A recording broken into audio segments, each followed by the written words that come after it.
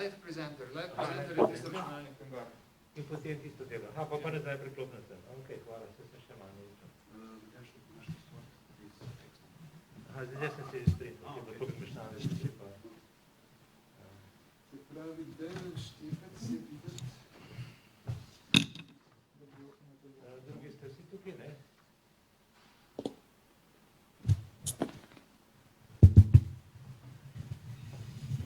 Po moje ura bolj, da lahko spregovorim par besed in pa predam besedo tebi. Ja, jaz ne moram zbor, ker sam tam sliš, ne? Ja. Ne, se slišal pa, če bom. Ne, Jaz sem predlog rečel.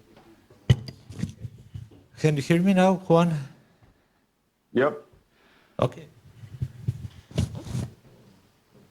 Okay. Good morning, everybody.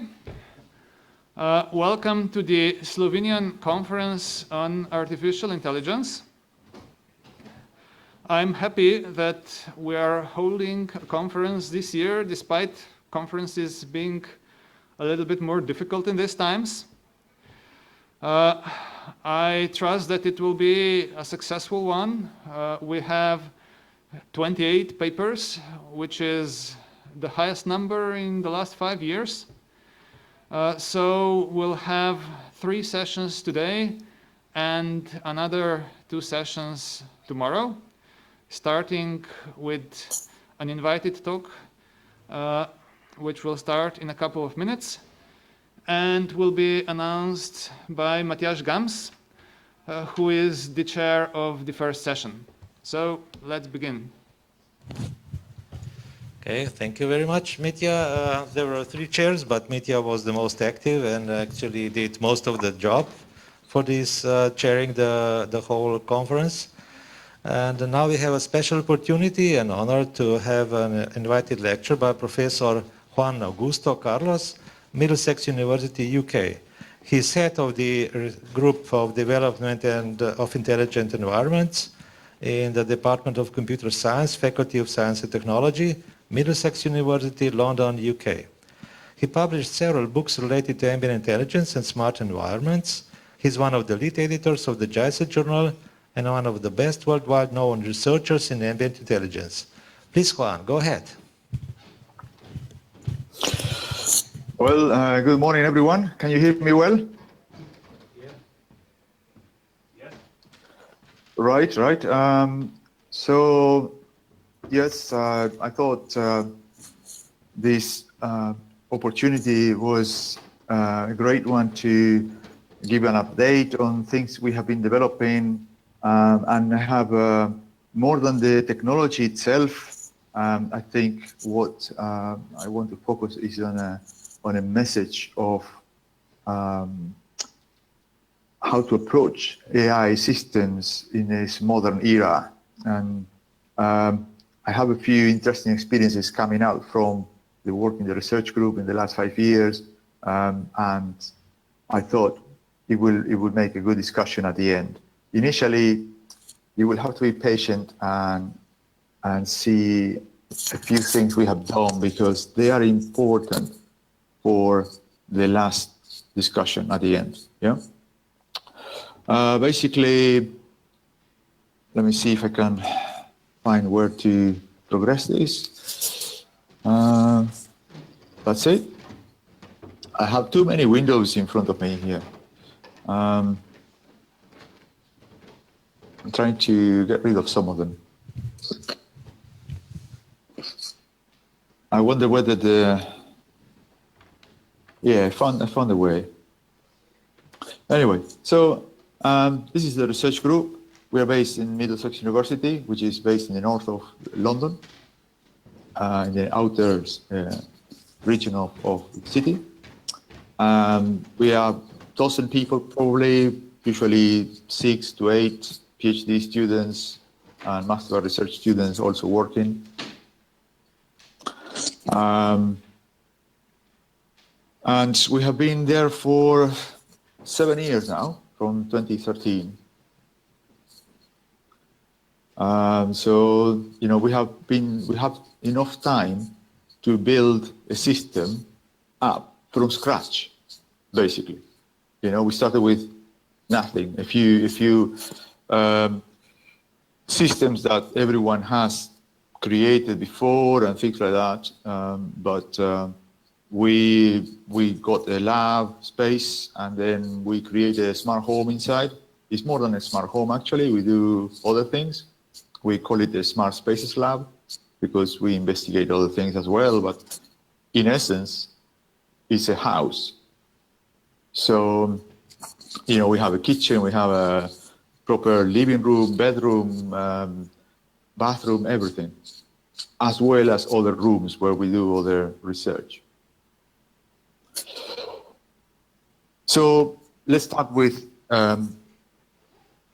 looking at this toy.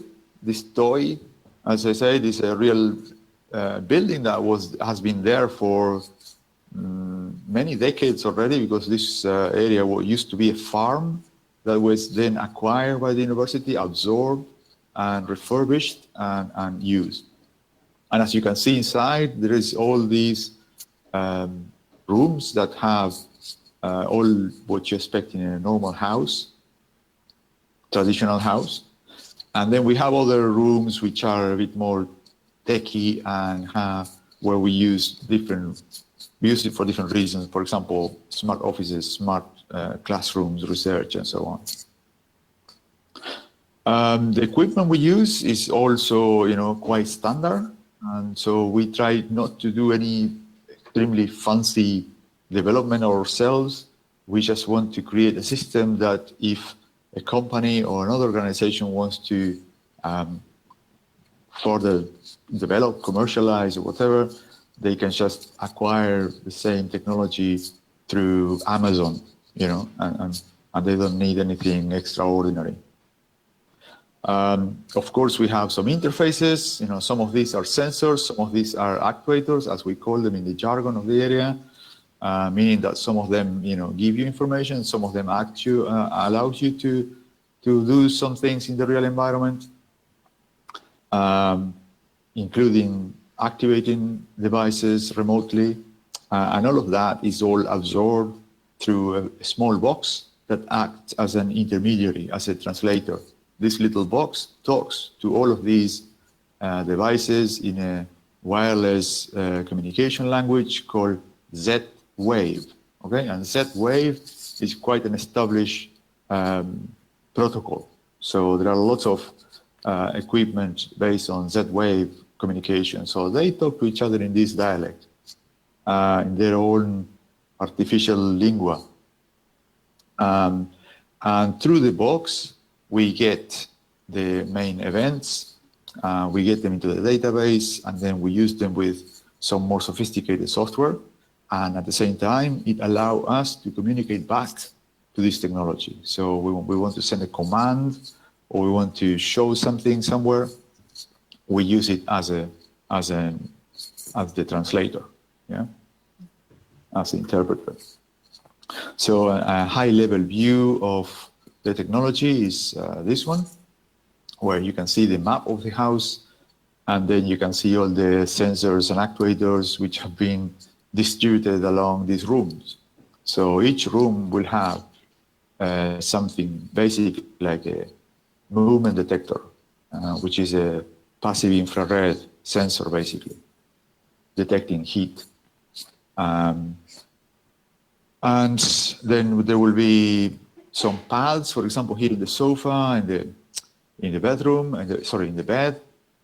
You can see these pads, which detects whether there is a weight on top of it. So you can detect that, you know, there is a weight. Presumably, it's a person sitting on it or lying on the bed. Will be either sitting when they get up or off or into bed, or maybe horizontally sleeping in there.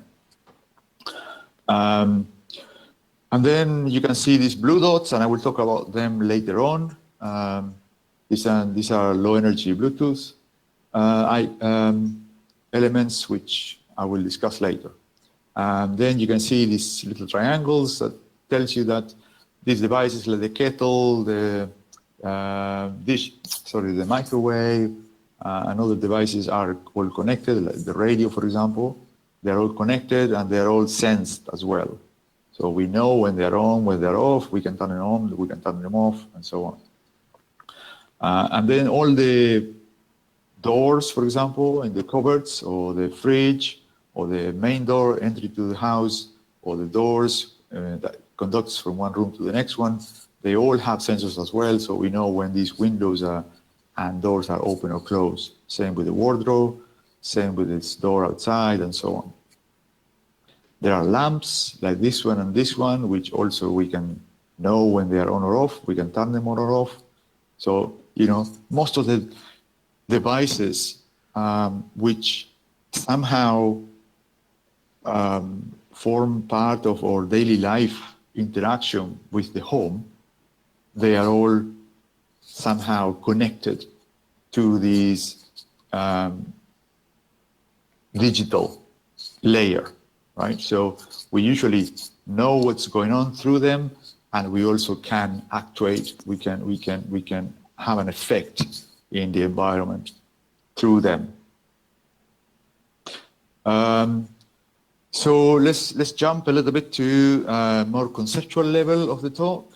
And the focus is on intelligent environments. You have, or you're all experts on artificial intelligence, but maybe you haven't come across this term, or maybe you came across this term, but you haven't been immersed into the area. So basically, to summarize it, I will describe it as a physical environment. That it has been supplemented with technology, and this technology usually is understood to be sensing technology for sensing and actuation. So we can know in real time what's going on there, or at least the parameters that the sensors allow us to know, and then we can actuate as well. And there is some clever software doing this, closing this loop from the information we sense is processed, decisions are taken, and then there is an actuation. And this is the sense, reason, actuate, old model for agents that you can see in books like Russell and Orwell's book on AI.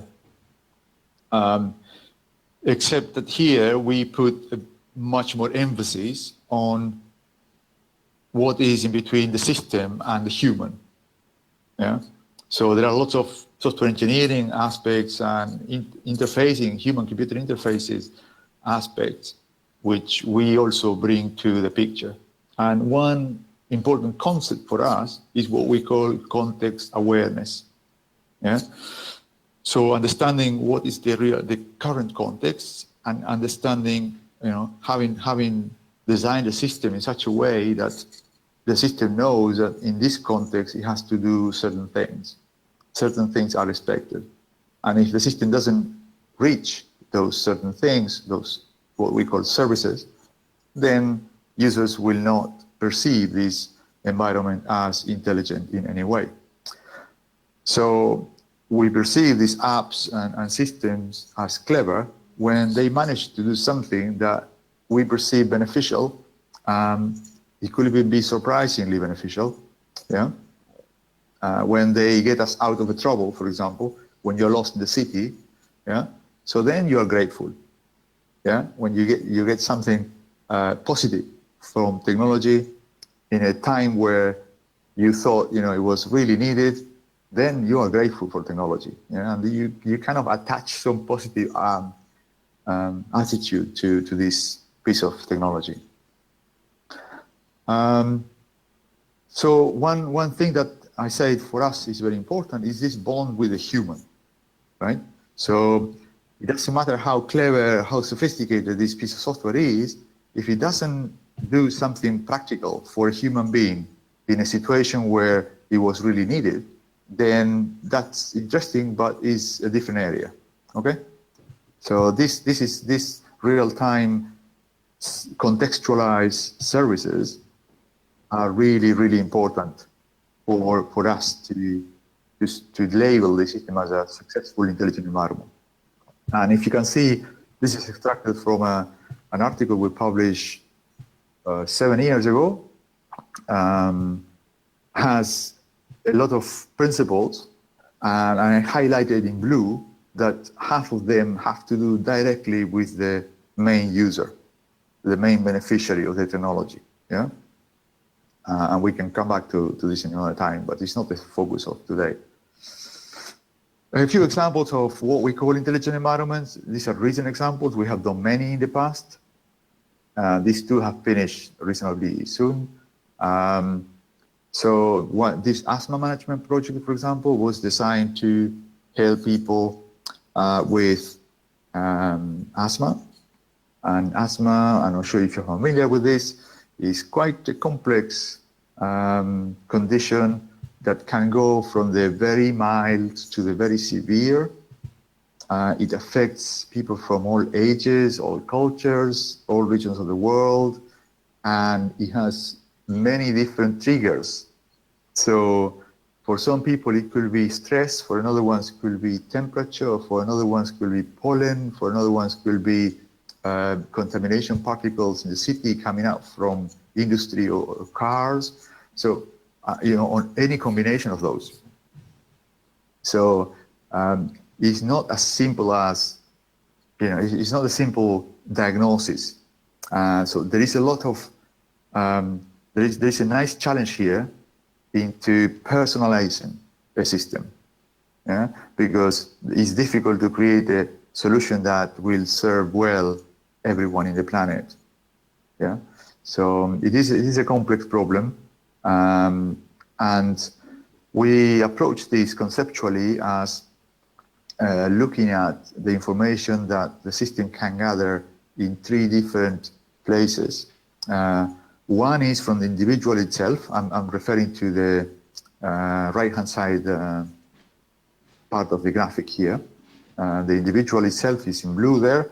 So the individual himself have, or herself have their own physical condition, yeah? The respiratory system, for example, may be of certain level of health, yeah? And they have their own triggers, for example, individual triggers. So they may be hypersensitive to pollen, for example, but other individuals may be higher sensitive to stress or temperature or mold that forms in the house. So the house, for example, is the second level of data gathering for us, where temperature, humidity, and other environmental parameters can have an effect. And of course, the third element is the outdoors. Yeah? You cycle to work, or you walk to work, you go on a bus, but you're always exposed to lots of different environmental elements. So these are the 3 areas where we focus the gathering of data that's relevant to a person. Conceptually, what we have is a number of interfaces that will give us data, which includes the mobile phone where the app sits, but also the house with sensors, and even the data that we can gather from the city itself. So, and then there is a personalization module, which somehow gives some information to the system, and then that allows context awareness and case-based reasoning to be functioning in a more effective way for that specific human being. So this is a bit of intelligence that we put inside, and this is another bit of intelligence that we put inside. And I will go deeper into these things later on. So the user, for example, can provide data by simply saying, answering a small questionnaire, and that gives some information initially on the knowledge that the person has about his or her condition. The problem is that not all people will have a good knowledge about what triggers their asthma. It's not a simple process. And even having visited the GP, It doesn't tell you immediately what are your triggers. So this is a learning process. It's a discovery process. It takes some time. And we use that initial time as a training time for the system, for the case-based reasoning system, for example, and for defining the context. So the contexts are somehow self-defined. There are some basic contexts, but these contexts, the parameters of the context, will be affected by the information that the system gets through time. And then we will be tuned in into serving the human in a better way. There are things, for example, like peak flow meters, little devices that you can use. You can blow air into that device, and it tells you what is your lung capacity. Yeah? And that information, again, can be put into the system, and that's another piece of information the system will take into account. Then, as I said, a second level of gathering information will be through the smart home sensors. So, things like temperature, humidity, and so on can be sent to the mobile app. And then there are other things which are available or not. Like, for example, data repositories from your city. In London, there is a good network of sensors which are collecting continuously in real time sensor data in terms of data quality. So they measure all the different particles that are in the air, and they can tell you in a particular postcode whether pollen is high or not, whether pollution is high or not, and so on. So you can know in advance how things are in the place where you're going to work, for example, your office, or in your home area, or in the way from your home to your work, if you are cycling, for example. So you can get all that data. All of that is used to train the system. Sorry.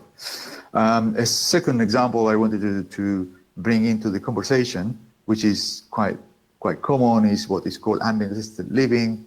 It's using a smart home to help people living independently. Typically, these case studies will consider people of an older age, and most typically they will focus on people who needs reasonable assistance. For example, people starting to experience some level of mental dementia. Alzheimer's could be one, but not necessarily. And there are also, this is a very complex spectrum with a lot of options, a lot of different conditions which are classed as dementia, a lot of different levels of severity as well. So we were targeting people who is entering into this phase, not people who is very severely affected, but those who still have quite significant independence, and they're starting to forget things and getting confused, with daily life activities. And we know that the deterioration of these basic daily life activities like eating, sleeping, hygiene, and safety issues, like getting lost. These are all very powerful. They affect people's lives in a very important way. So this is where we try to give a bit of support, and the support we want to give was a very specific one. We noticed through more than a decade working in this area that a lot of systems are very overpowering of the individual. They are monitoring, but in a negative way and a threatening way. So we wanted to give humans, friendly support. We wanted to coach them to keep their lifestyle going for as long as possible and give them opportunities, reminding them things and preventing bad things to happen and so on. Trying to create a digital supporting bubble around them that they can trust. So our information don't go to the doctor, right? It goes to the person that we are caring for. That's the main destination. for all we do.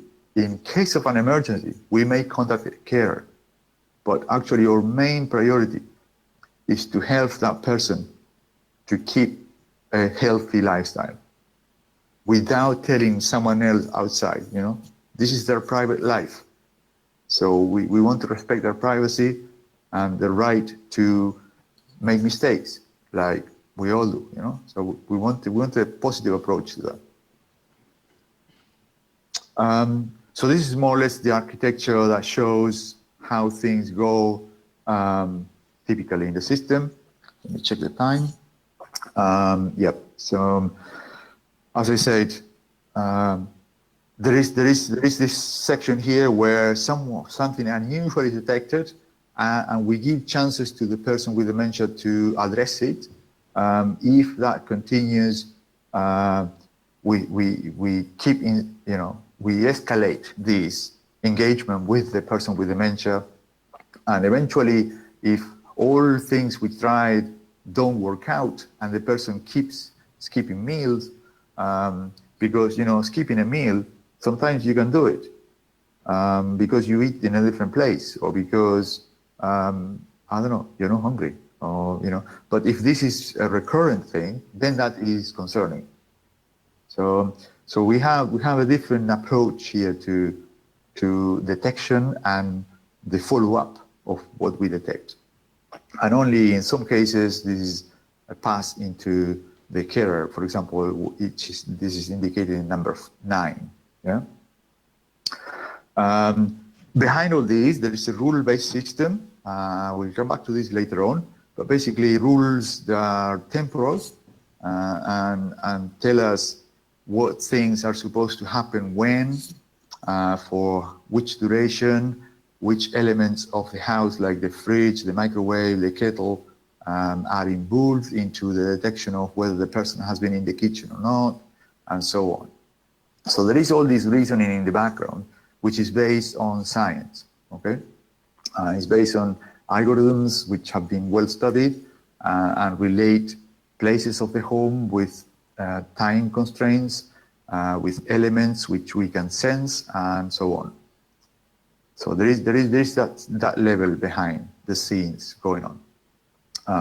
But we want this to be friendly and usable. So we have these interfaces where the person or a carer can personalize these things, and they can say from what time to what time the person is expected to sleep, or you know, have breakfast or lunch or dinner. And all of these numbers here are pushed to these previous, to the rules, okay? So once these forms are changed, then that affects the rules that are regulating the system behavior. And equally, when we want to provide a report, we also have these nice graphics that tells in gray what is expected, in green what has been achieved, and in red what has been missed. Yeah? So there are all these reports which can be created to somehow highlight in a simple visual language which things have gone well and not so well. In the meantime, we are developing other systems, for example, one for detecting and advising people with depression, and another one which is based on people with cardiac recovery. So people who has suffered some cardiac arrest, they go through the healthcare system, and then they need to come back to normal life. But that doesn't happen just magically and in one day. It is a long recovery. And meanwhile, the healthcare system needs to monitor them and be sure that their recovery is going well. You know, the healthcare system has very specialized equipment. We don't want to compete with that. We can't compete with that. They have machines that look at the heart rates.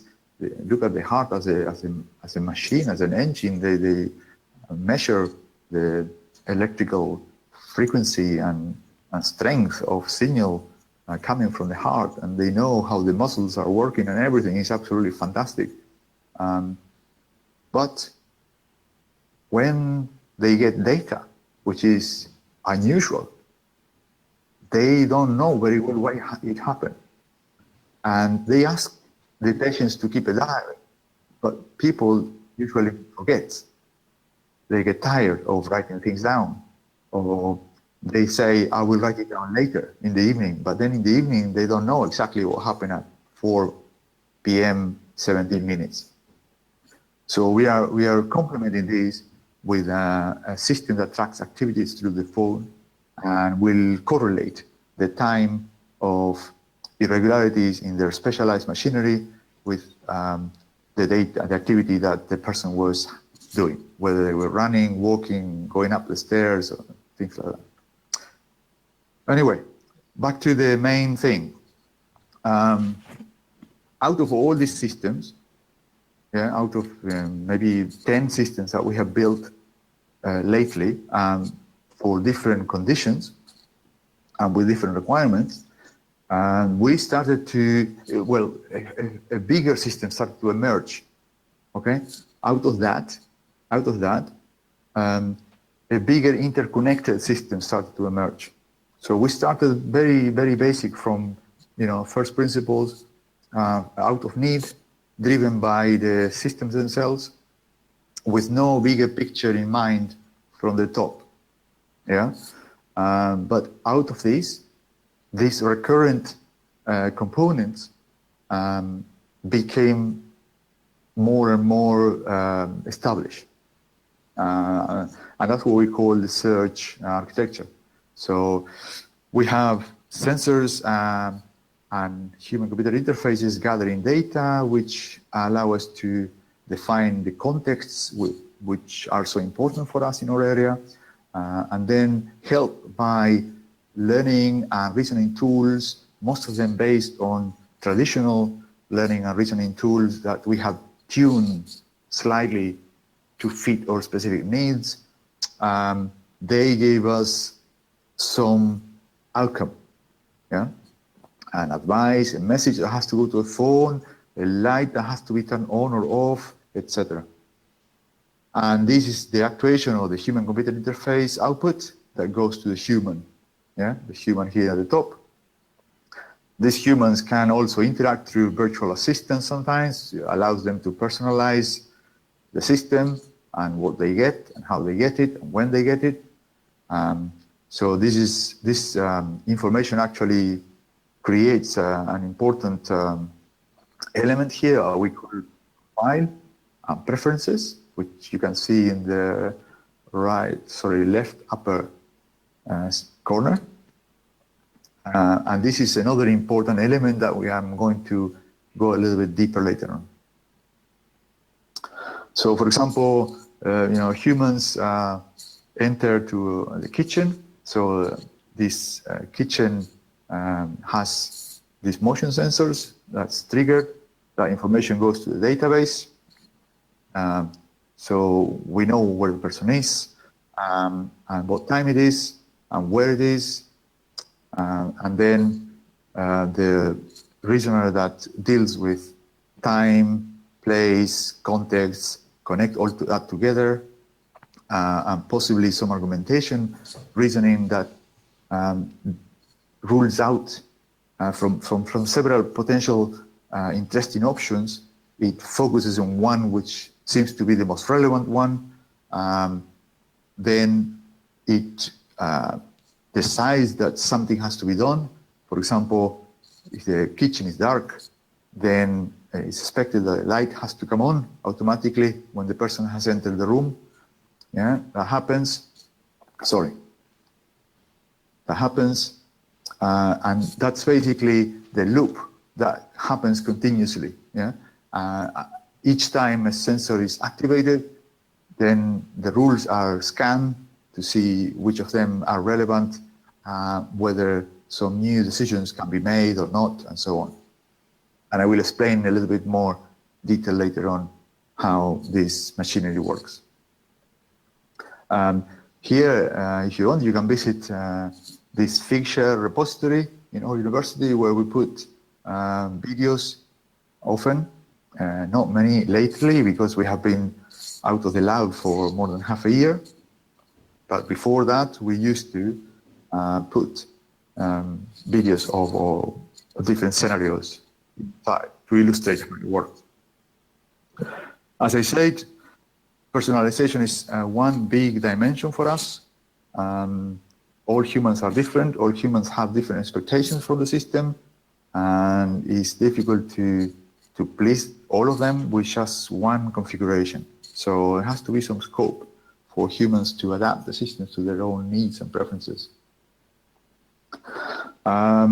So, for example, taking this generic architecture, I'm going to illustrate a little bit of effort we have done with one of the applications I mentioned at the beginning, the asthma monitoring,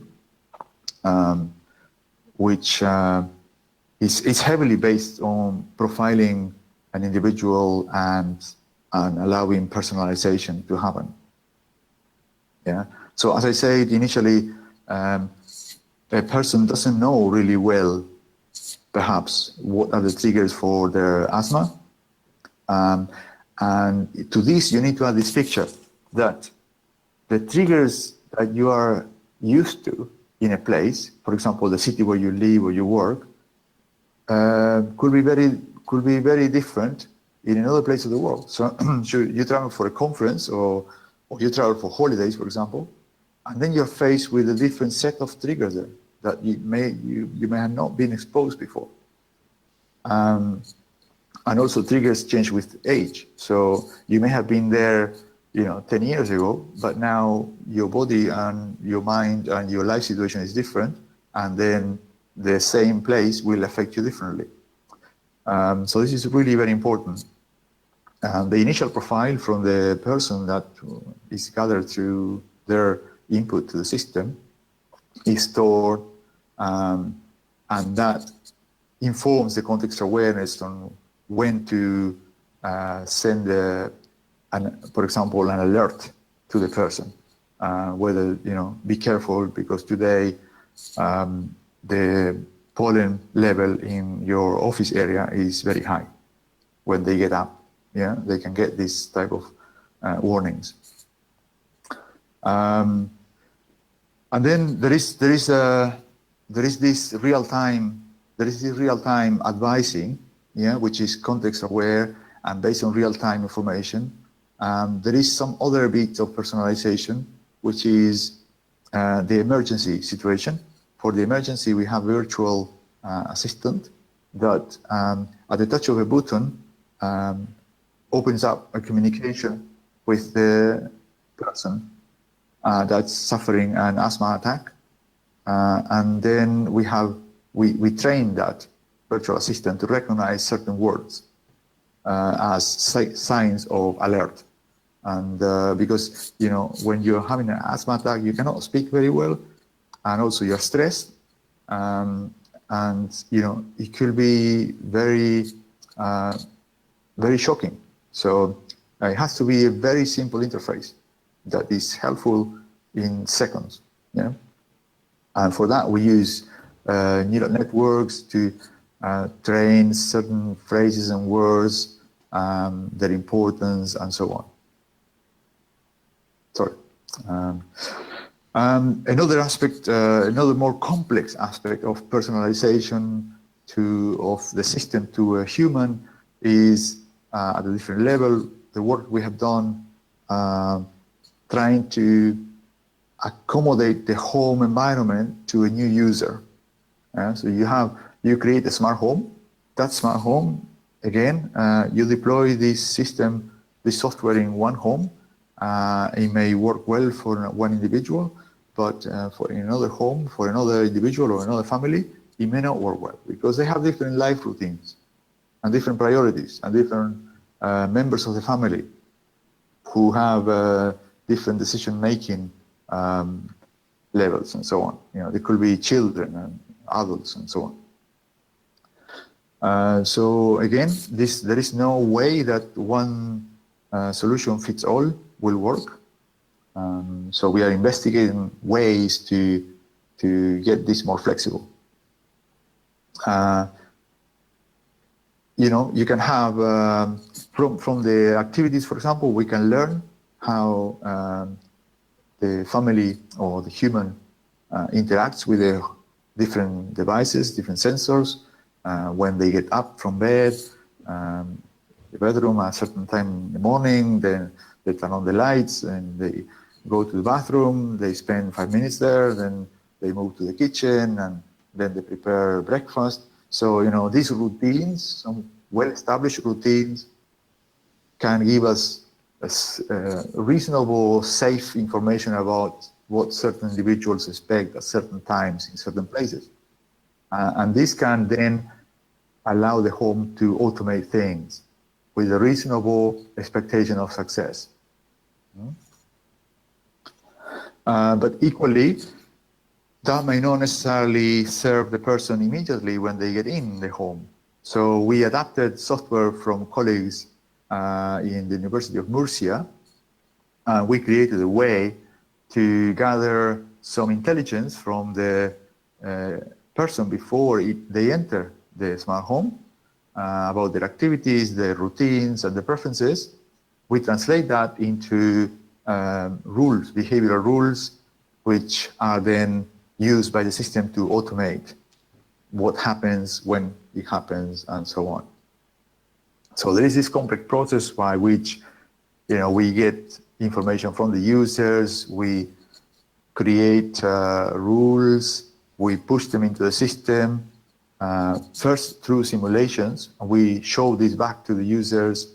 If they approve, then we put them in the real home, and the person start using it, but there is always this opportunity to use this simulator again and adjust things. Equally, as I said, just one slide before, 2 slides before, the system is capable to learn from the interaction of the user with the environment and create their own rules or adjust existing rules. This process is not fully automated. The learning is fully automated, but the pushing of the rules to the system is not fully automated because we still don't have a safe way to make sure that when we push new rules, for example, they are not inconsistent with existing rules, or, you know, the coherence of the whole rule database is still an issue. Yeah. So at the moment we do it safely through a human developer. Yeah. And that's obviously one thing that can be further investigated. But then we are entering into areas like model checking of the consistency of the system and so on. And then this third dimension of personalization and preferences, which is also important, which is how can the system know what a person will prefer in certain situations? You know, and for a certain context, the system may have more than one way of reacting to that context. There may be several potential actions that it can take. It can turn on the light and off the light and put the temperature up and turning on the radio. You know, there could be lots of things going on. Some of them may be mutually inconsistent or conflicting somehow. So, you know, this is part of reality. We humans deal with that all day. Different options, some of them conflicting, and somehow we decide which one we think is best. So there is this area of AI, which is called argumentation systems, and we have a system developed for doing argumentation, and this argumentation takes into account time, and we run a project on how to embed people's preferences into that as well, because the argumentation system we had before was very syntactic. It was based on the logical health, apparent health of the arguments and the different lines of reasoning, the different options that the system was facing. But that didn't have the human into account. Yeah, it only had well, it had the human developer into account, but it didn't have the human main beneficiary living in the home into account. That's what I meant. So through the preferences, we find a way for the user to tune in this argumentation process more to their liking. So different people will have different preferences. We consider more important health and safety. You can see here a partial order, for example, on the lower right-hand side of the diagram.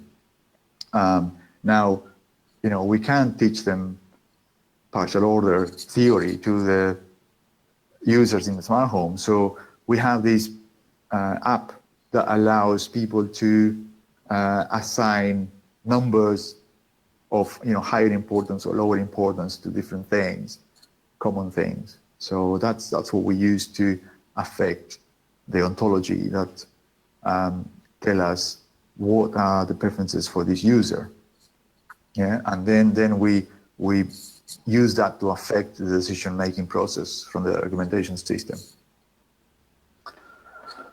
So there is this interface that allows the user to rank basic preferences, and these are again translated into the rules, and the system inside have ways to compare the importance of these rules. So if say you may like to avoid having lights on because of financial reasons, you don't want to waste money on lights on uselessly, but and you will prefer during the night the lights to be off when you want to sleep.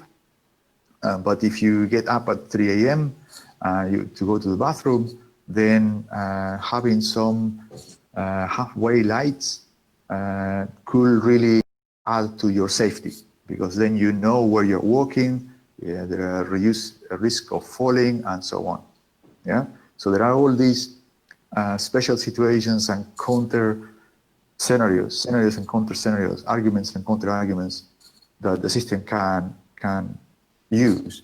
And then a system that has that level of subtlety is perceived as more intelligent, as more useful, as more caring. Yeah. So this is the dimensions of intelligence that we have been exploring. It's practical intelligence, if you want to call it.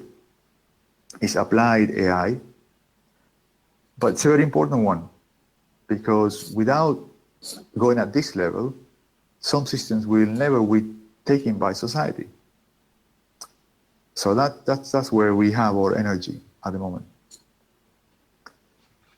So these preferences take a role into comparing arguments, yeah, conflicting arguments, like whether to turn the lights on or not to turn it on, yeah. So the preferences play a role into the argumentation process and deciding one way or the other. And the other thing is, because we use an argumentation system, we can also investigate what was the arguments used for an outcome. So if there is an outcome in the system, we can click and look at the argumentation process that took place to arrive to that decision. It's not as beautiful and intuitive as we would like, but I will say this is an interesting aspect of rule-based reasoning and particular argumentation systems, that it ticks quite a lot of boxes of that explainable AI thinking that is taking importance in the last few years. There is another practical problem here. Each of these environments usually have more than one user. I'm checking my time, and I think I'm already with maybe 10 minutes left.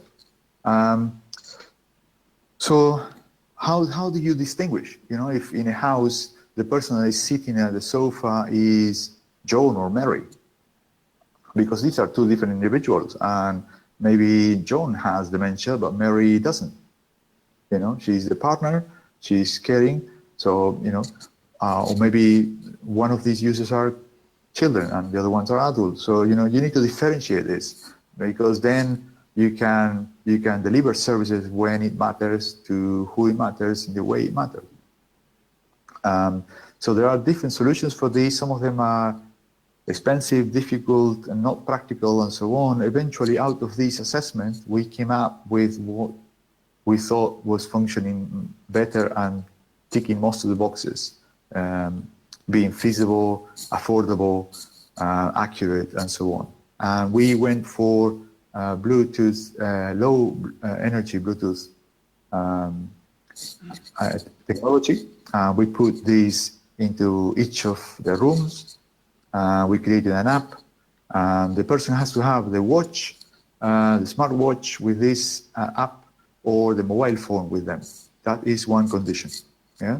But there is almost no solution that doesn't require something like that, unless you consider videos, cameras in each room. But of course, it's difficult to have a video camera in your bedroom or in your bathroom. Yeah. So, there is always some constraint, some issue. And so putting all these things in the balance, we went, we arrived to the conclusion that this option is probably the most viable. And it works reasonably well, identifying when someone is in a room. Yeah. And depending on how many of these you put and where you put them, you can pinpoint where the person is with more or less accuracy. So that's proportional to the money you want to invest and the complexity of the system you want to create. But it's feasible and it works. The cost of these Bluetooth sensors is really, really negligible. It's very low. So it's not a huge financial burden. Yeah. We're talking about a few euros per each of these coins. Yeah. And you can put them under the table, in the sofa, in the ceiling of the room. It's very easy to put in. Right. So wrapping up, we have this architecture, as I say, that emerged as a collection of useful tools that we tested and tried with several systems which were helping in humans with different conditions. So the application, was one thing, but all of them have in common that they need to deal with some context, they need to do some learning, they need to do some reasoning, they have to do some personalization. All these common elements eventually got stabilized into software that we created, all of them with their algorithms behind, some of them our own algorithms, some of them algorithms that we took from the scientific literature and we adapted. Yeah? And this is published in an article if you want to look at it. Then, as I mentioned, passing to the previous slides, all of these systems have behind some AI software. Yeah, this in a particular case of the daily real-time handling of sensor data, they just go to a database. They have timestamps, and then we use an algorithm which is continuously scanning that and making decisions based on the rules that it can fire. And these rules that can fire will have temporal constraints. So, for example, of the type of if in between, if it was, I don't know, Saturday in between 8 a.m. and 12 p.m., then if this was true, and during those 4 hours in the morning of Saturday, do this. Or it could be, so that's an example of absolute time. It could be relative time. If in the last 5 seconds this happened, then do that. Yeah. So there are all these combinations of absolute and relative time reasoning, and this is monotonic. But as I said, we also have a level of temporal argumentation, which is adds a non-monotonic aspect to the system, a bit more complex, so that we can consider rules which are conflicting, and the system can think, oh, here I have this option, these rules are triggering and saying, you can do this, and these other rules are saying, actually, you can also think about doing the opposite. Which of the two should I take? Well, then there is a weighting of evidence. Which of the supporting evidence for each of these rules seems to be better satisfied or satisfied at all. And then, there is a complex reasoning at that level as well. There are things like persistency, user preferences, all of them are used in conjunction for the system to decide what is sensible to do at a particular context. There is a bit of learning, not too sophisticated, it's mostly statistical, and is based on the interaction of people with certain elements of the environment at particular contexts. So we capture the context where a user has done something with certain effect.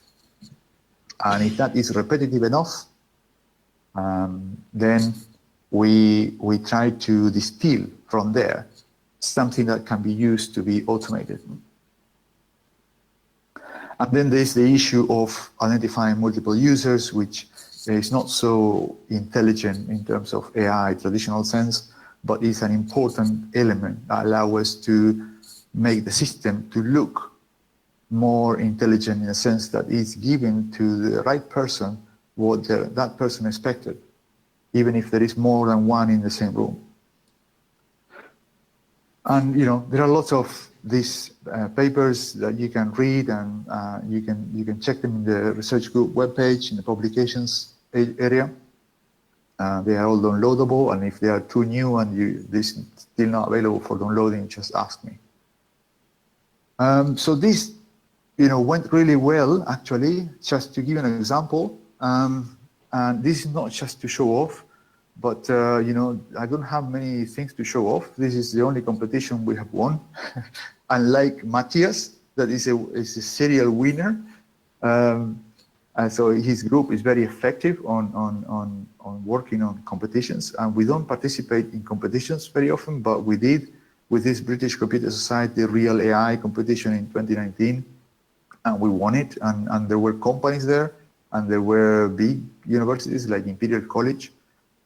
So what is the thing that I believe made a difference? What I think made a difference is that we didn't have one killer app or one killer piece of AI software that is outperforming all others. What I think it made the difference is the integration of all these smaller modules, the cooperation, the synergy, the bigger view that for a system to work in real life, it cannot just use one single approach, one single tool, one single strategy. It cannot be purely based on reasoning and ignore everything else, or learning, or interface. We reached the area, and the time in computer science where all these things have to be combined. People expect a different level of complexity and more well-rounded systems now. So I think that is probably the feature that impressed most all the audience, because this is audience voting, okay? 60 people in the room, including the other participants, they all vote for which one was the most impressive demonstration. And this demonstration was in real time. So as I was presenting the system, all the people in the lab were walking through the living room and to the kitchen, and we were showing how the rules were firing, and we were showing how that led in real time to turn on the lights, or the kettle, or turn on the TV when the person was in the sofa, and so on. So this was all done in real time, a real-time demo. And the other emphasis, the other important issue for us, I think, is that we put a lot of effort into the stakeholders, trying to understand what users really need and how we can deliver that in a practical setting. And I think I will leave it there. Yes. Thank you for your attention, and I'm happy to take questions. Thank you.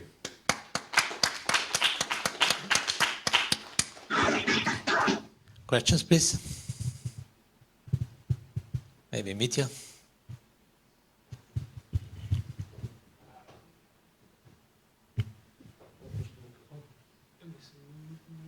Okay. Any question? Okay, then I'll ask a question. So this was the British competition, right? So, And how many competitors were there, and how long did the competition, I mean, the demonstration took place? yeah.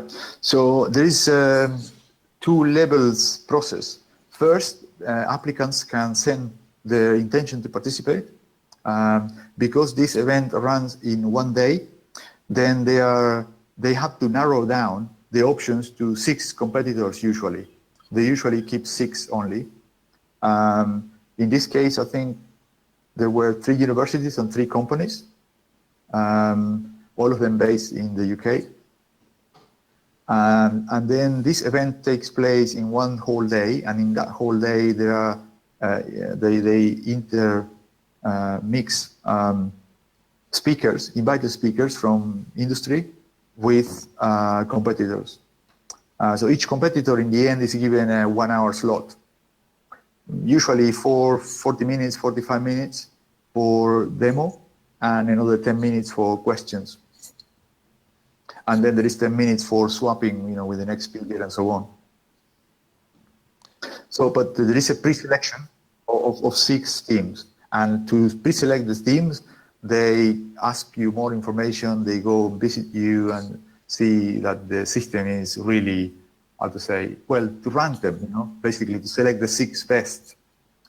That's the first filter. And then these 6 have to compete in real time in the day. Okay, great. And was it in real life? I mean, was it that the let's say the observing team came to your location, or was it through web or what? No, during the day, everyone is there. We have some of the people in the lab because I wanted to demonstrate to them that it works in real time. You know, that it was working.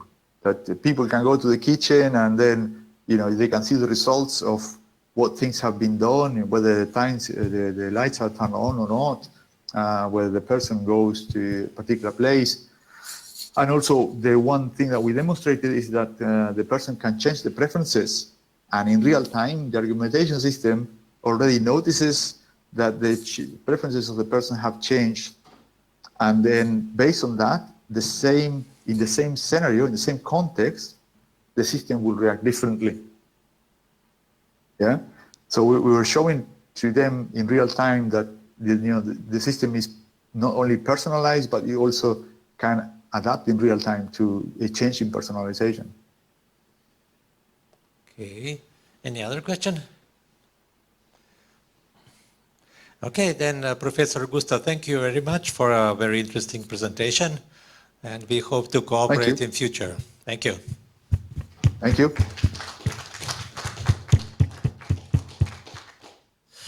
Okay, thank you. Now we continue with our program. The next paper is drinking detection from videos in a home environment by Carla De Masi and Mitja Lustrek.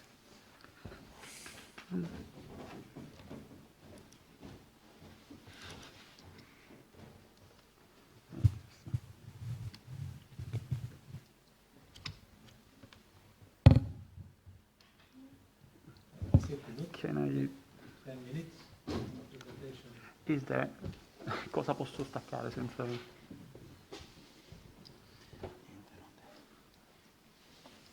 Ah.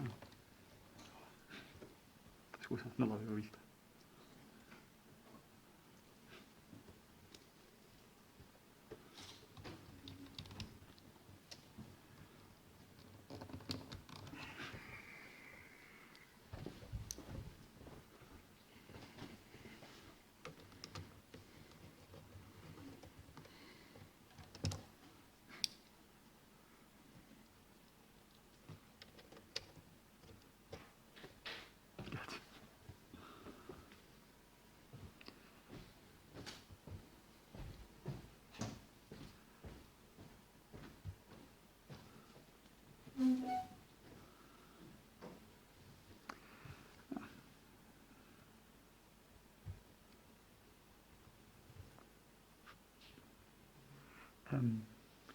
How? Sorry, it's in Slovenian. Where's the presentation mode?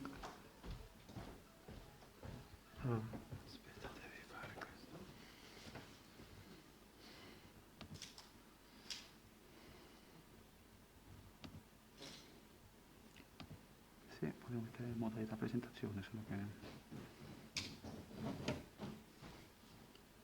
Va bene così. Sì, non si può mettere schermo interno. Ah, ok.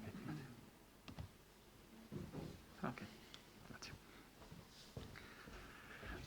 Okay, good morning everyone.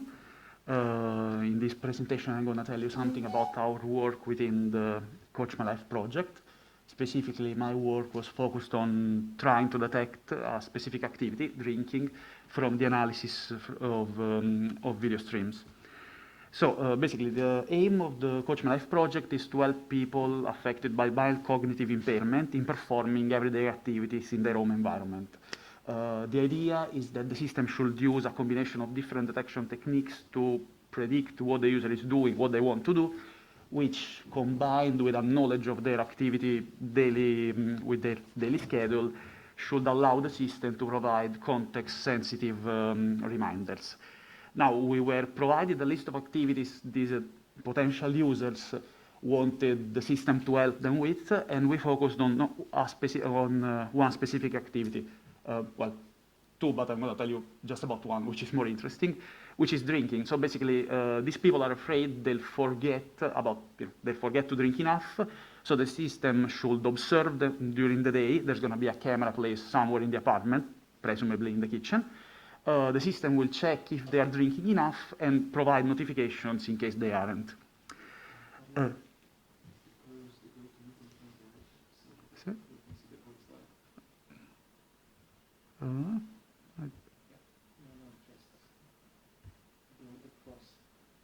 Okay.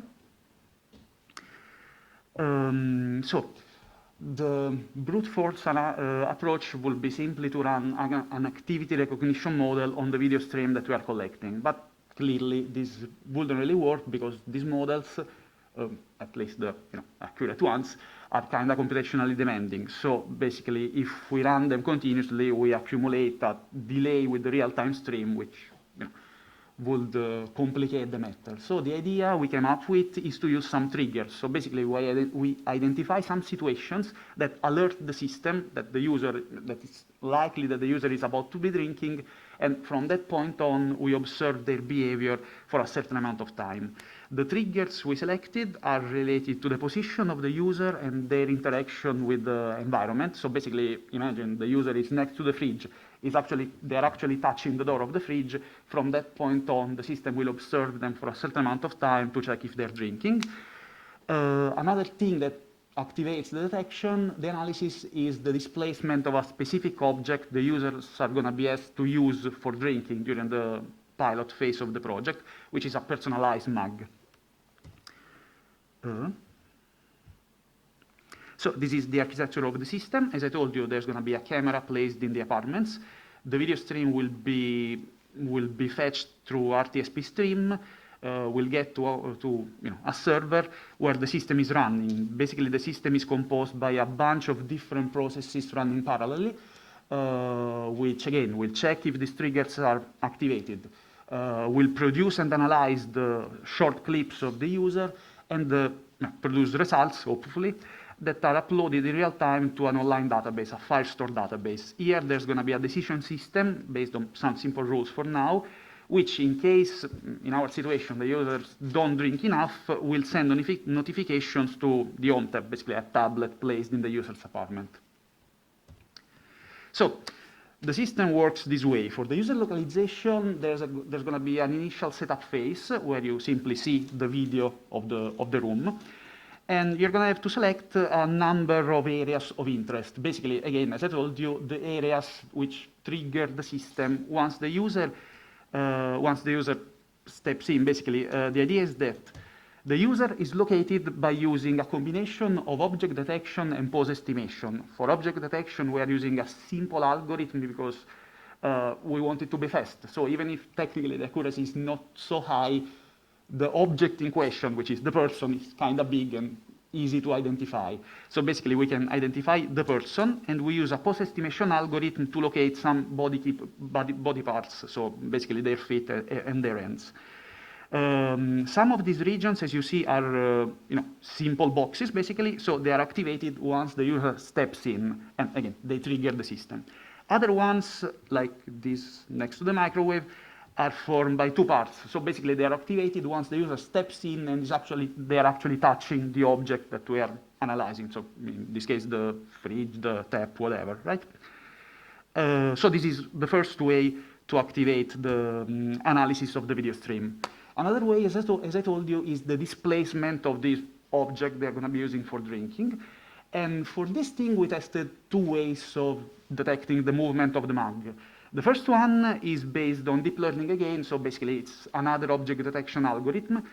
The initial problem is that you can't really use an out-of-the-box model for this thing, because as you can imagine, the thing is, object detection models are supposed to be very general, right? So basically, in this case, you have pre-trained models that are trained to detect mugs, for example.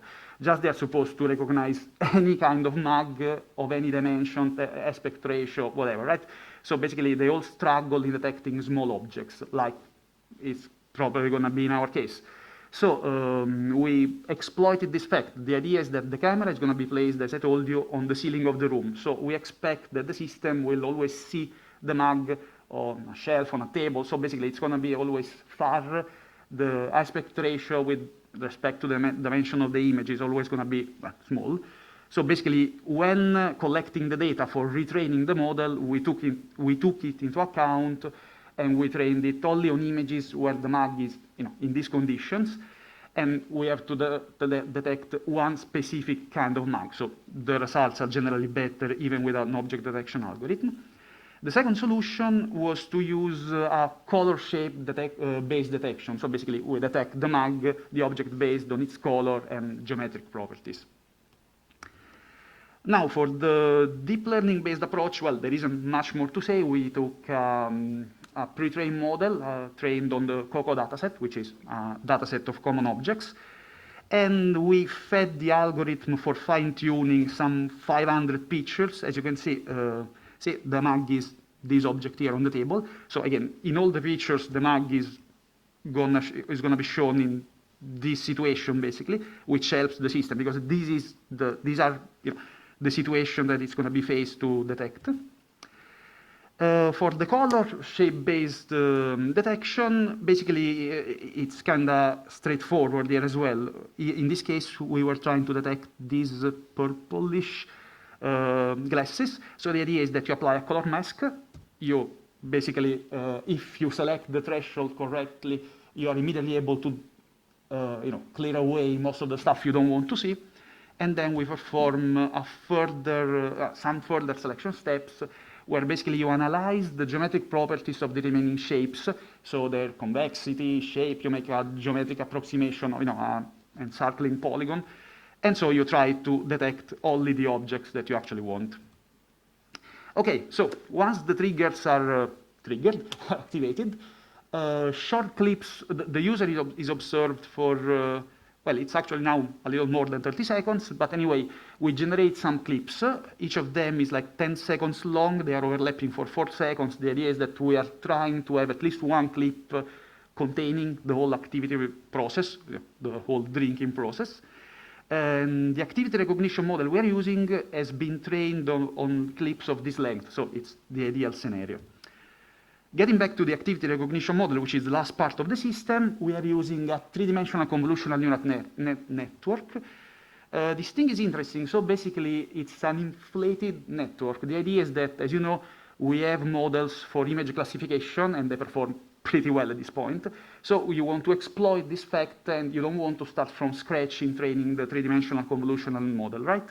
So what you do is you take the model trained on image classification, and you inflate it. So basically, you expand it in a third temporal dimension, and well, basically you choose the starting values of the network parameters based on the corresponding values of the two-dimensional one. So again, it's a way to avoid starting from scratch, because in a three-dimensional network, clearly you have many more parameters and the training will take, well, too long. This model has been trained on the DeepMind 400 dataset, which is a dataset used for activity recognition in videos. There are 400 categories, including drinking in our case. The interesting thing is that this specific network includes the so-called non-local blocks, which is something that allows you to catch relationship between pixels in different pixels in different frames. So it's a step forward compared with a normal network. I can give you details later. So getting back fast to the results, the user localization algorithm works exceptionally well, even in cases where the user is not completely visible. Even if you can barely see it, even if just the torso is visible, you can still locate it without any problems. For the MAC displacement, the color shape-based detection is very efficient when you catch the correct values for the threshold in the color mask. But it's very sensible to lighting conditions, and clearly if there are any other objects of the same color in the room, you're going to get lots of false positives, so it's probably not the best way to go. While the object detection based method performed exceptionally well on the test images a little worse. We're still testing it completely on real-time videos, but still the results are very good. Finally, these are the results of the activity recognition. So once you trigger the system, you have these video clips. These are the results for the test videos we used that are divided into two categories. The hard videos are the ones where the user is facing away from the camera, and as you can see, the detection is pretty bad, but then again, you can't really expect the system to recognize an activity it's not seeing, so still okay. But it works really well when the user is facing the camera or is facing at an angle up to 90 degrees from it. So again, we're pretty satisfied with the results, and I guess I'm out of time, so I'll spare you the summary, but the idea is to go on in this direction, so basically integrate the detection of other objects and activities, and maybe tweak a little bit with the architecture of the model to make it more efficient. Thank you very much. We have time for one short question. Yes, please. Well, you said that you're trying to detect whether a person drinks enough or not. But how do you, for example, how do you determine the amount of liquid in a given bottle or a cup? Please repeat the question first. Can you please repeat the question for the audience? Sorry.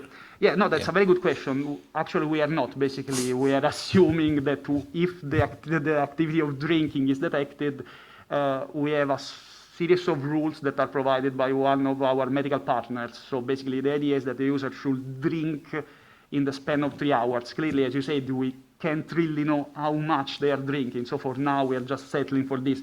If we notice that they have been drinking at least one in this time period, for now we are satisfied. We could clearly work and improve that. Okay, thank you very much. The next speaker, please come and arrange the computer while I give the introduction. And please repeat the question because it's not heard then on the web and the JSI TV. We have the transition on the GoToMeeting and the JSI TV. It's important that the audience hears the question. You have 10 minutes for the presentation. And the second paper is mental state estimation of people with Pimd using psychological signals. The authors are Gašpar Slapničar, Erik Dogan, Jakov Valič, Mitja Luštrek. Please go ahead.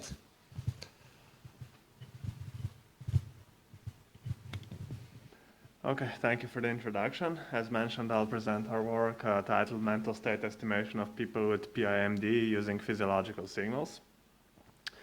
Now, the first thing I would like to talk about is who are people with Pimd. These are people with profound intellectual and multiple disabilities, and they are a very unique and vulnerable group of people as they have severe cognitive and often also physical limitations, and thus they require caregivers almost throughout their lifetimes and throughout their daily activities. And these caregivers who spend time with these people, they rely on their expert knowledge, which they build by extensively working with each individual. So an example of a couple of images of children with PIMD are shown here. So imagine we have a caregiver with them, and this caregiver often relies heavily on audio-visual stimuli, which he gets from these people. And some examples of these visual examples are, for example, gestures, mimic, body posture, etc.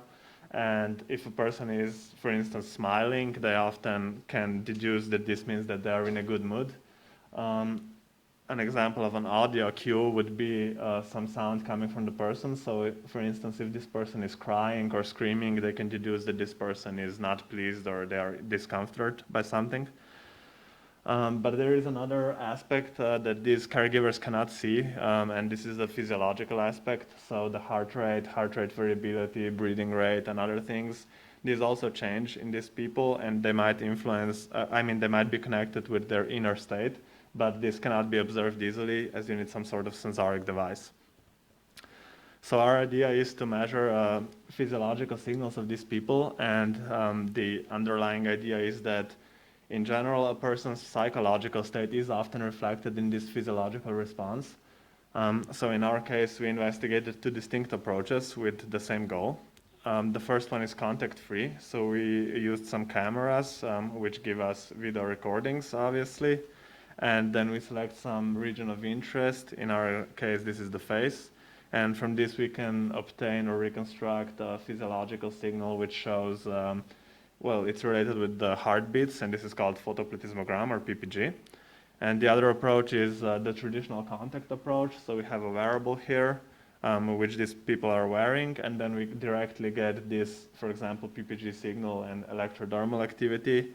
And again, once we have this signal, in the end, the common goal is to use these signals to compute heart rate variability, or something else, and then infer mental state or test the connection between these and the mental state. So our data, the contact-free data was collected using two perpendicular Logitech cameras, which offer full HD resolution at 30 frames per second.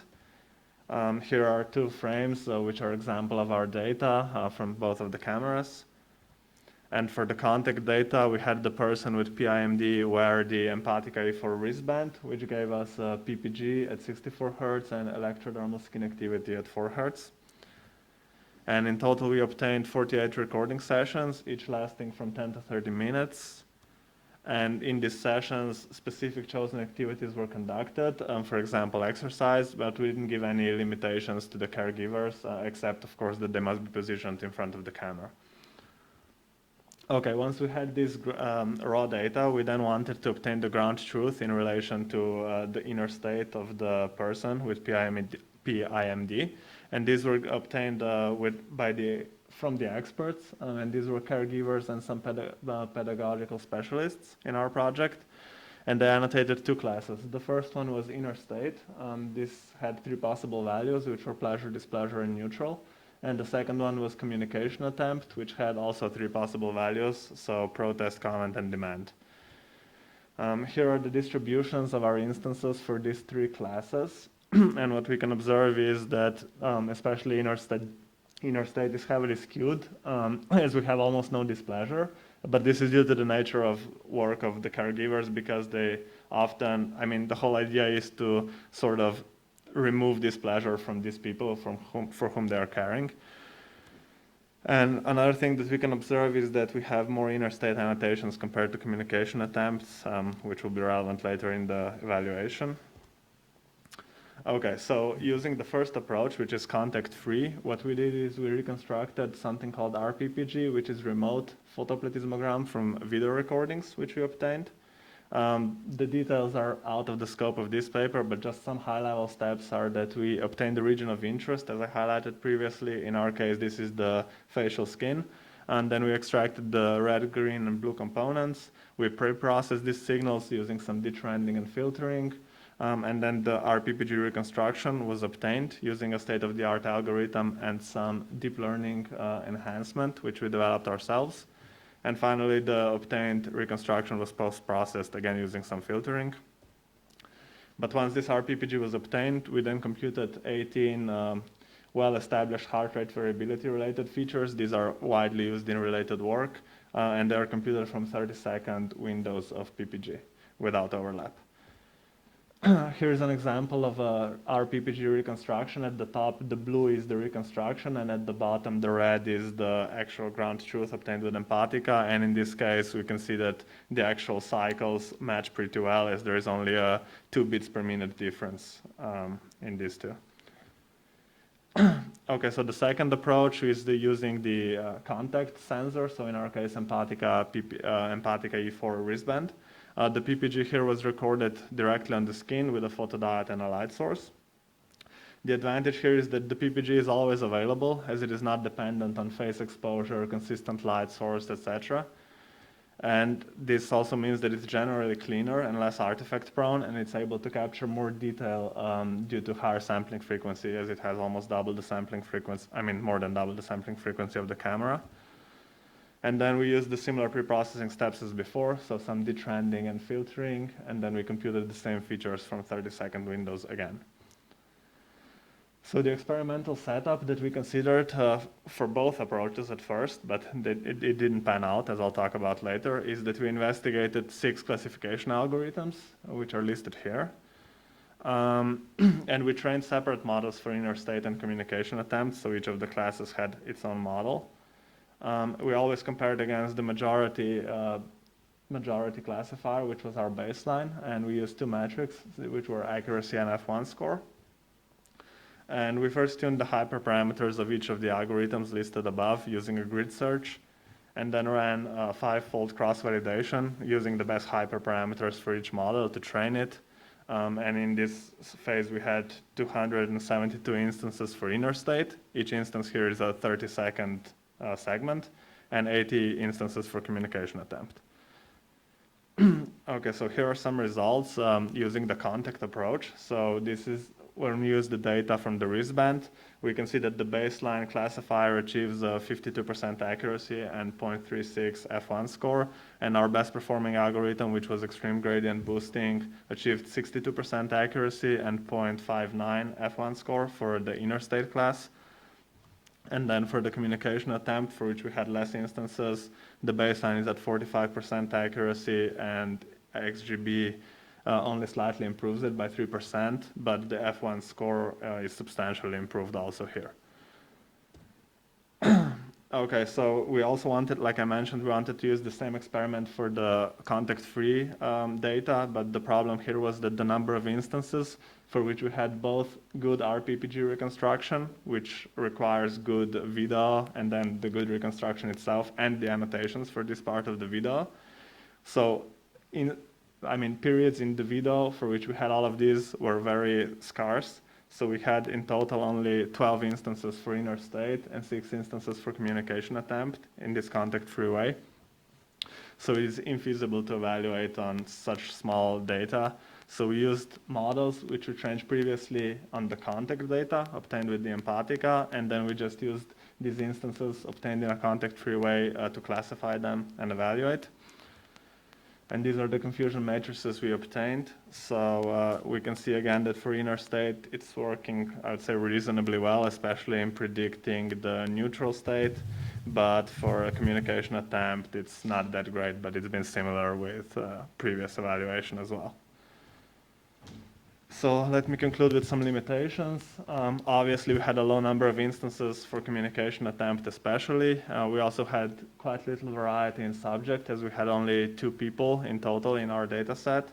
And of course, as I've highlighted just now, we had very few RPPG annotated instances, which was problematic for this evaluation. So our future work should focus on gathering more data in order to do more extensive evaluation, which is planned in the trial of the Incension project. And finally, as I just said, this work has been part of the Incension project, which is a Horizons 2020 project, and we would also like to acknowledge the support of the Slovenian Research Agency. So thank you. Thank you very much. Questions, please? Yes?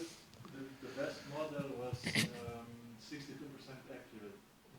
How many different mental states were you? Sorry, can you repeat, please? Over how many? Different We had 3 mental states. Kasper, please repeat the question. Sorry. So the question was, our most well-performing model had 62% accuracy. The question was how many class values there were, right? So how many mental states? And we had 3 of those, so pleasure, displeasure, neutral for the inner state. And we had 3 for communication attempt as well, but that was a separate model trained for that. Another question? Maybe Vito? No? Okay. Thank you very much then again. Thank you.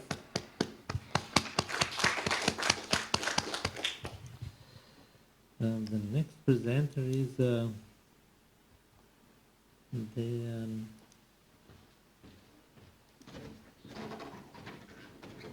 so the next paper is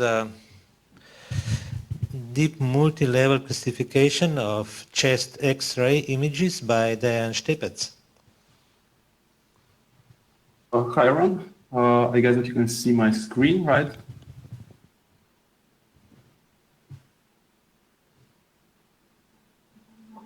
Okay. Can you confirm that you can see my screen?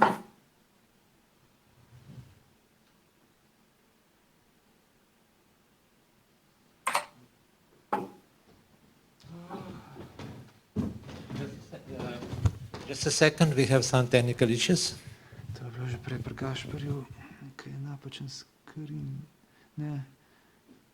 Kaj zdaj treba narediti to? Ja, se je, ja, sem tle se pa... Problem je, kaj je na... Shit. Na projektorju se ne kažete prav, ne?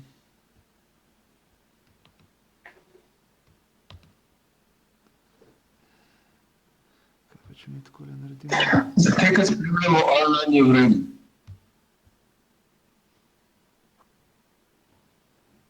Aha, takole.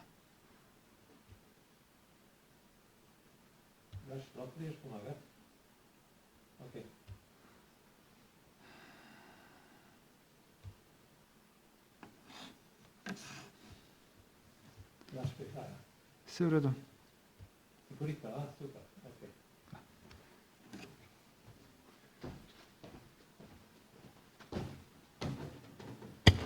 Now seems to be everything okay, and please continue. Okay. Okay, so hi everyone, my name is Dejan Štepec. I come from XLab Insights, and today I'll present you our research work entitled as Deep Multi-Label Classification of Chest X-ray Images. So this work was done as part of the Predictive Analytics from Structured Data course led by Stas Ojerovski at a PhD course at University of Ljubljana, Faculty of Computer Science, Computer and Information Science. So in our work, we work with chest X-ray images, which is one of the most common medical imaging modalities, and it's also widely available in comparison with some other modalities that are quite hard and expensive to capture. So due to extensive and wide availability of such images, they're difficult to interpret, even for the trained clinicians.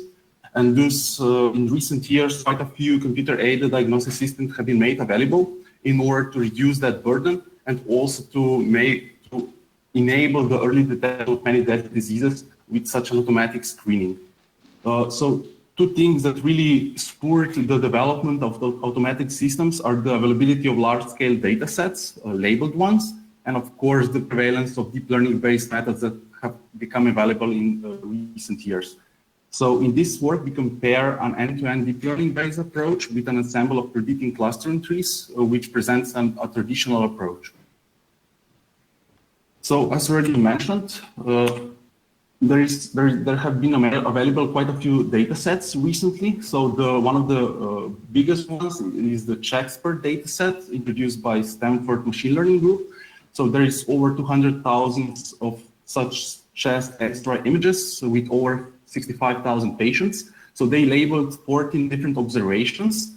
They are labeled in an automatic way from radiology reports. So those labels are obtained automatically with natural language processing, because there is some uncertainty in those labels.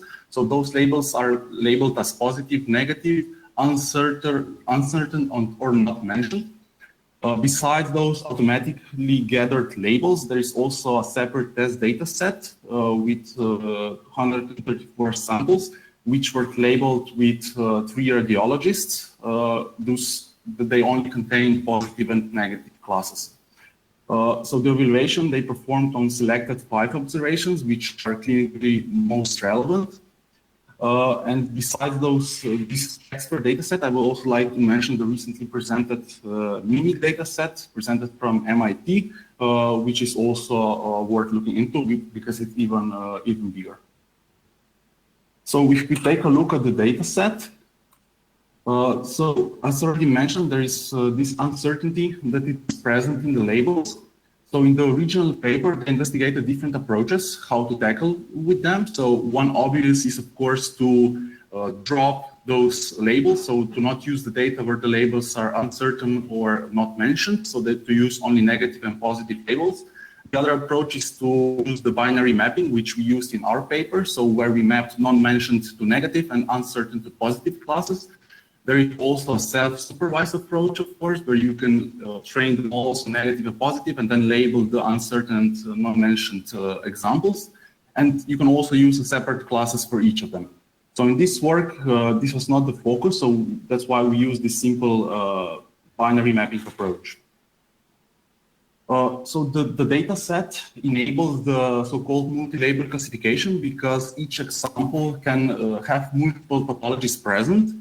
So to see to what extent this co-occurrence is present, this can be seen from the graph. For example, there is quarter or even 25% of images that have 3 pathologies present at the same time. So this data really enables use of multi-label classification. So we use 2 methods to tackle this problem. So the first one is, of course, end-to-end deep learning baseline approach that presents state-of-the-art. So we implemented the DenseNet architecture. So of course, the original DenseNet is designed for multi-class classification. So we have a softmax layer at the end. So the probability is summed to 1. And then at the end, the input sample is, of course, classified into class with the highest probability.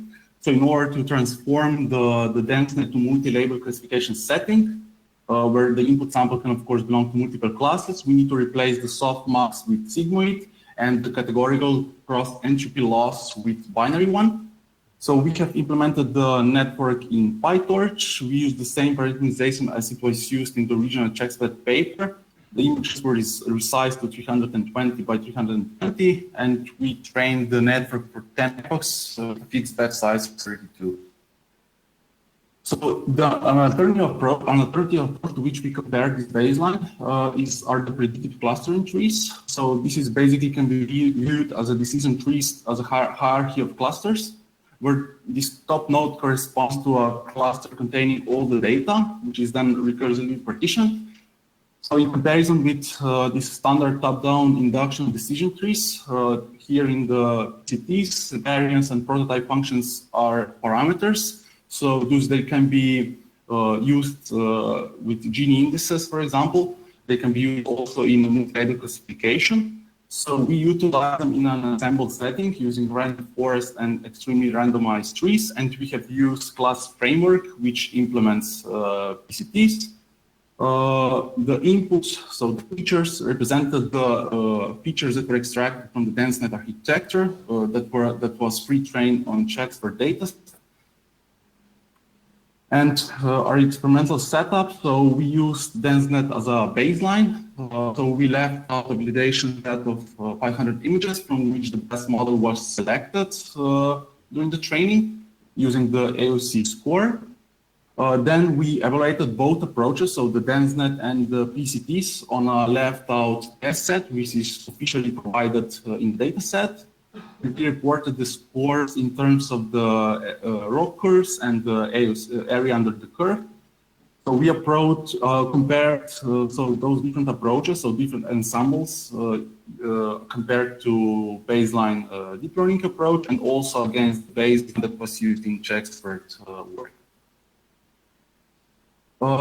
So first, when we compare those different approaches, so the deep learning approach and the two ensembles, we see that there is no significant drop in performance between deep learning approach and the PCT approach.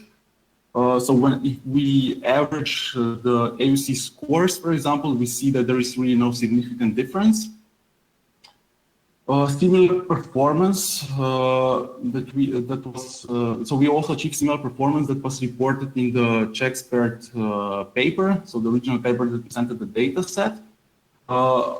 We noticed that the lowest performance was achieved on cardiomegaly class. So this class has a lot of uncertainty and a lot of borderline cases.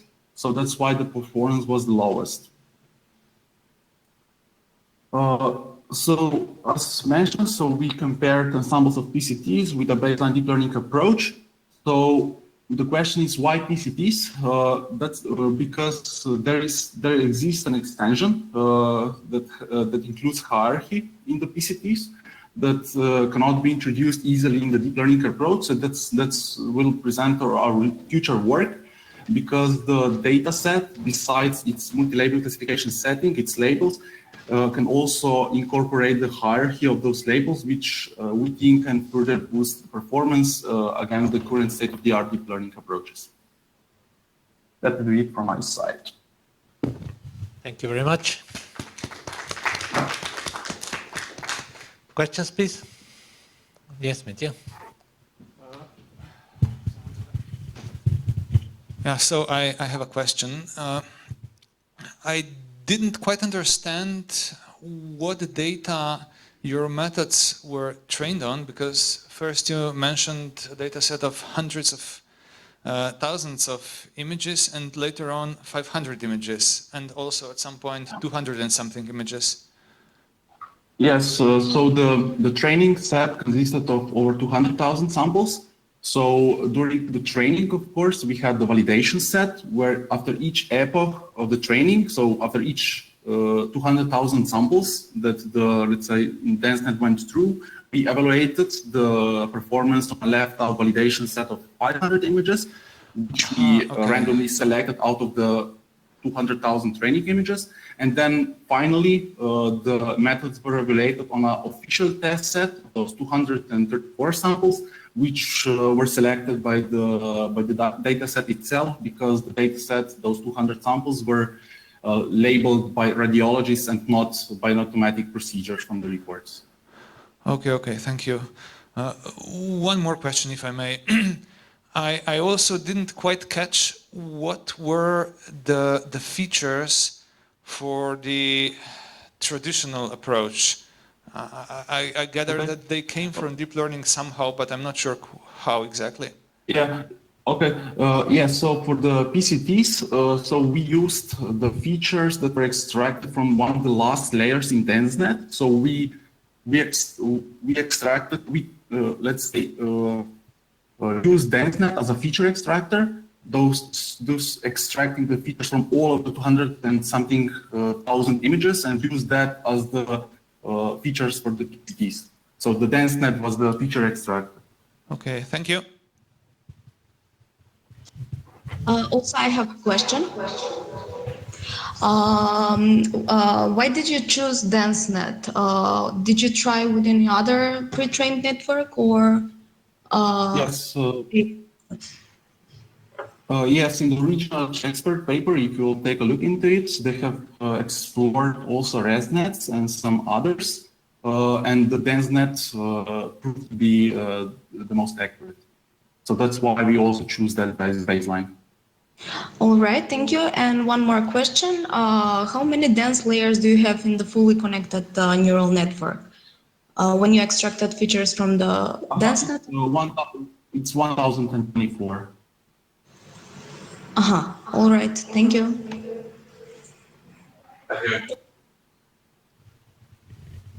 Any other question? If not, then thank you again. And last presentation, the last presentation is improving mammogram classification by general artificial images by Anna Peterka, Zoran Bosnic, and Evgeny Osipo. Who is going to present? Probably the first speaker. Yeah, okay.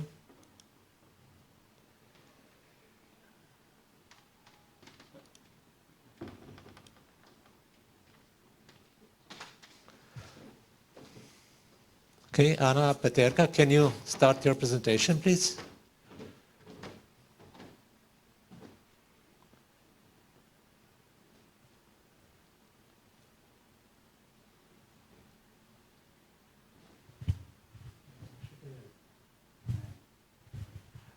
Okay, hello. Okay, hello. I just need to open the screen.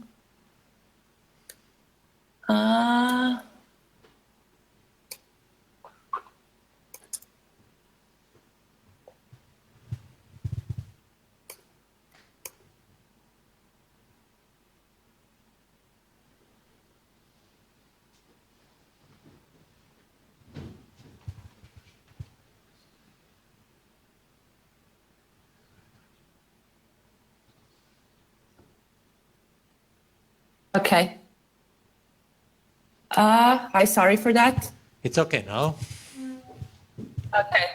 My name is Anna Peterka, and I'm one of the co-authors of the paper Improving Mammogram Classification by Generating Artificial Images. So the problem we tackled in this paper is the classification of images in small imbalanced data sets. In particular, we wanted to improve classification of mammograms. Screening mammography is still one of the most important tools to diagnose a cancer at an early stage, but it's evaluated by doctors and radiologists, which is very error prone and can result in a lot of false positives. But another approach could be the convolutional neural networks. However, their performance is dependent on large data sets, but these are hard to obtain in the medical field. Plus, the data in medical field is often imbalanced, which can result in overfitting the model. So far, this problem has been addressed with transfer learning and data augmentation techniques. We evaluated these techniques on the CBIS DDSM dataset, which is a publicly available dataset that contains benign and malignant mammograms. We fine-tuned the ResNet50 model, we used traditional data augmentation, and we also generated new examples with GANs. Related work falls down to the following categories, and those are improved classification with traditional data augmentation, improved classification with generating synthetic images using generative adversarial networks, and using transfer learning and fine-tuning.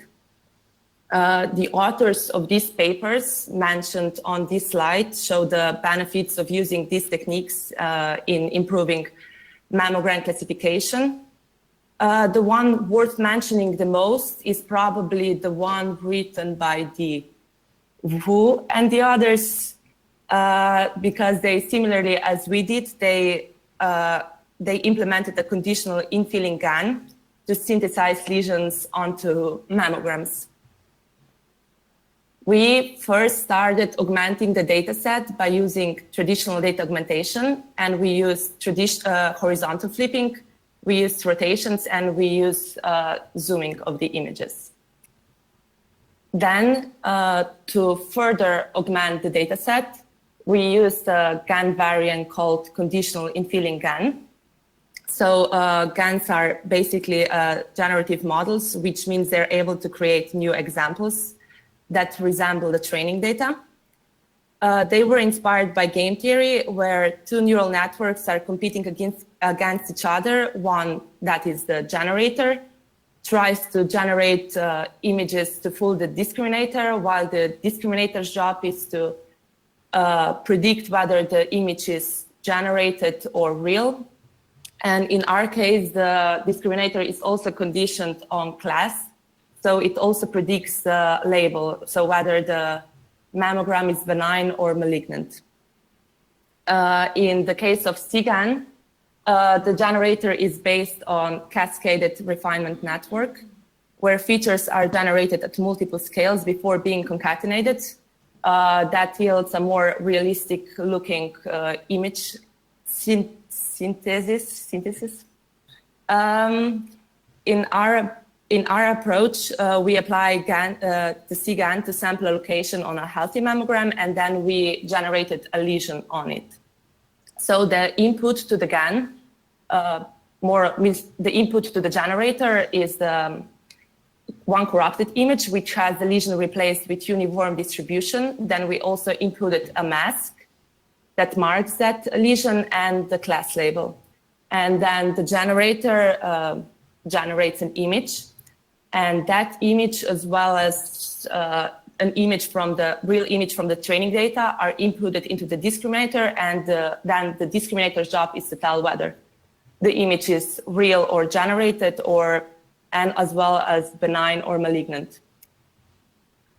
Then we didn't actually input to the generator the whole image, but we inputted only a smaller patch, and to extract those patches, we use a sliding window technique.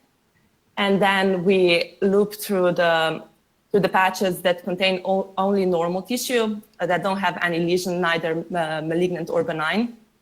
And for each image that contains only normal tissue, the program randomly chooses an image that has a lesion, either benign or malignant, and then we corrupt the normal image by placing the uniform distribution on the place of the lesion, as you can see from the pictures below. And then for the training, the SIGAN, we use 3 losses. First one is perceptual loss, which measures the discrepancies between high-level perceptual features that were extracted from VGG19 network that was pre-trained on the ImageNet dataset. Then we also use boundary loss, which is L1 loss. And this one encourages the smoothing between the generated lesion and the rest of the image. And the last one is adversarial loss, which is the general GAN loss. So for training, we first pre-trained the generator on perceptual loss for 300 epochs. And then we alternated between training the discriminator and the generator for additional 2000 epochs. And we obtained examples similar to the ones seen below. I believe in this case, we obtained a malignant lesion. Like the first image presents the normal image and then corrupted, and then what we obtained by generating a lesion. Okay. So for the evaluation, we used 3 metrics, and those were accuracy, recall/sensitivity, and area under the curve. We believe that the most important one in our case, and probably some other, not other, but probably all cancer-related cases, is the recall due to the risk of overlooking the cancer. And to evaluate results, we performed 5 experiments. First one was the shallow CNN, which is a simple convolutional neural network. We use this one as a baseline. Then we used the RASNet50 model. And on the third experiments, we used RASNet50 with weights that were extracted from ImageNet classification task. After that, we also added traditional data augmentation, and at the end, we added the artificially generated images. So those are the results that we obtained. We can see that using only RASNet50 with fine-tuning improved the results, and after adding the traditional data augmentation, we improved the metrics even better. And then after adding after adding the artificially generated images, while simultaneously we try to balance the data set so that the ratio between benign and malignant lesions was like approximately half-half. We obtained even better results in terms of accuracy and AUC, area under the curve, but we obtained a slight decrease in recall. So to sum it up, in this paper, we discussed the overcoming the obstacle of small and imbalanced mammography datasets. We proposed an approach for artificial generation of images that are produced by conditional infilling GAN, CGAN. And the results show that we can relatively easily generate realistically looking mammograms that improve the classification of benign and malignant mammograms. Further, we then evaluated the learning performance when using fine-tuning, classical data augmentation, and adding the synthetic examples. The results show that each of these techniques improved the classification and yielding the best results using all of three together, except for the recall. And comparing our results to the previously developed method, where they also used the CGAN, we obtained worse results in terms of area under the curve. But we believe that the reason behind it is that we try to distinguish between benign and malignant cases, while the previous work tried to distinguish between the non-malignant and malignant cases, and non-malignant meaning that the images also contain healthy mammograms. And we believe that for a neural network, it must be harder to distinguish two different lesions than to see if the image has a patch or it doesn't, has a lesion or it doesn't. And for the future work, we propose testing these methods on other medical data sets. And also since the CGAN's discriminator was conditioned on class, we intend of extracting its features and using it for classification for other mammography data sets, for example, the IMBRAS data set. And we also intend on adding more synthetic images to the set to see if we can further improve the classification with that. Currently, the mammogram classification is still performed by the doctors and radiologists, but we hope that improving the classification with the use of machine learning, combined with the use of these and similar techniques, will help them relieve of such tasks in the near future. That's all for me. Thank you. Thank you very much. Questions, please? No, you just say it there. Just say there. Cât povete? About the image augmentation and generation of synthetic data, what was the reasoning behind the rotational transformation being up to only 30 degrees? So I repeat the question. What was the reason for the transformation rotation for only 30 degrees? Yeah, we didn't want to obtain like more, I don't know, dysmorphed images, like dysmorphed patches. We want to still have like how it would be in realistic cases. We didn't want to shift it by too many degrees. And there was also a paper which suggested the 30 degrees. That's why. Okay. Any other question? What is the human level performance of this task? How good the doctors do Okay. Accuracy? Thank you. What is the human level performance by experts? It's around 65, like the accuracy is 65%, around 65% approximately. Thank you. Any other question? Any other question by web? I have a question. Isn't it that recall is probably the most important? So if you go to one slide previous, to the results slide. Was that a question? I didn't hear it. Can you go to the results slide? Yeah, of course. So isn't it that recall is one of the most important? Yeah, the recall is the most important one since, we would rather be safe than sorry. So yeah, we obtained the best recall with only traditional data augmentation. Okay. But maybe if we added more artificial examples, we could improve it, but yeah. Okay, any other question? Yes, so from my side, I got the idea that the same, let's say, augmentation procedure can be also used to enhance the object detection, for example, in medical imagery, because you can synthesize also or use the same approach to enhance the detection performance. Is this right? To do what?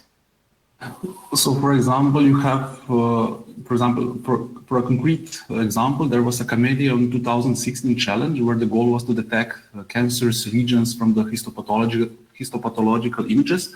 So this is really large imagery, and the cancerous regions were labeled. But the problem is that obtaining such data, it's quite difficult. So there is not a lot of training data. So with your procedures, you can, for example, enhance or improve the quantity of such imagery and then use it afterwards to enhance the object detection, I guess. I mean, I would say very probably, but I mean, I haven't tried it, so I don't know. But probably, yeah, it would work. You can take a look because, for example, you provided the masks in your procedure. There you have, for example, really professionally labeled cancerous regions, and you can similarly apply it to generate new data sets in such a way. Yeah. It's working. Okay, now I think that the time has come. So thank you very much again.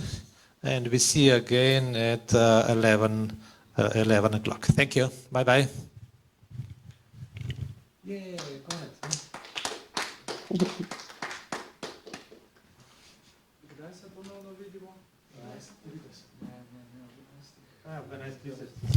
Sorry, we meet at 11:30. Okay. Okay.